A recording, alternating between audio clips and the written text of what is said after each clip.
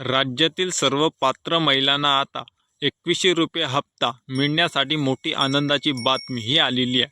आता प्रत्येक महिलेंना 2100 रुपयाचा हप्ता डिसेंबरचा हा तारीख देखील निश्चित करण्यात आली. महायुती सरकार स्थापित झाल्यानंतर आता मुख्यमंत्री हे ॲक्शन मोडवर आलेले आहे. आता प्रत्येक महिलेंना 2100 रुपयाचा हप्ता हा नियमित रुपया आता त्यांच्या खात्यावर जमा होणार आहे. आता तो हप्त्याची तारीख किती निश्चित केलेली आहे आणि कोणत्या महिला यासाठी पात्र असणार आहे, कारण यामध्ये आता कागदाची पडताळणी देखील शासनामार्फत सुरू केलेली आहे. पण त्यामध्ये देखील 4 ते 5 अटी, हा त्या अटीमध्ये ज्या अटी आहे त्यामध्ये ज्या पात्र महिला या अटीमध्ये बसणार आहेत त्याच महिलांना आता या हप्त्याचे पैसे देखील मिळणार आहे. त्यामुळे सर्व पात्र महिलांनी हा संपूर्ण व्हिडिओ लक्षपूर्वक ऐका.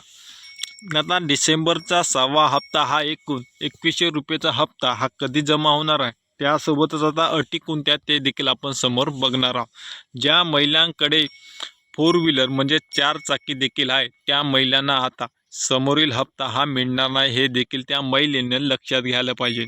आता राशन कार्डवर जर एका राशन कार्डवर 3 ते 4 असे एका महिलेचे नाव असेल आणि त्या 3 ते 4 महिला जर एकाच कुटुंबामधील महिला जर लाभ घेतल्या असेल तर त्यामधून देखील 2 महिलांचे फॉर्म हे अपात्र होऊ शकतात आणि फक्त एका राशन कार्डवर 2 ते महिलांचे अपात्र अर्ज हे सादर करण्यात येणार आहे. त्यामुळे आता लक्षपूर्वक आणि ज्या अपात्र महिला आहेत त्यांना आता काढण्याचा धडाका हा राज्य शासनाने घेतलेला आहे. त्यामुळे आता ज्या शेतकरी महिला असेल किंवा ज्या महिलांकडे आयकर विभाग म्हणजे इन्कम टॅक्स ज्या महिलांच्या घरचा व्यक्ती जर भरत असेल तर त्या महिलांना देखील या योजनेचा लाभ मिळणार नाही.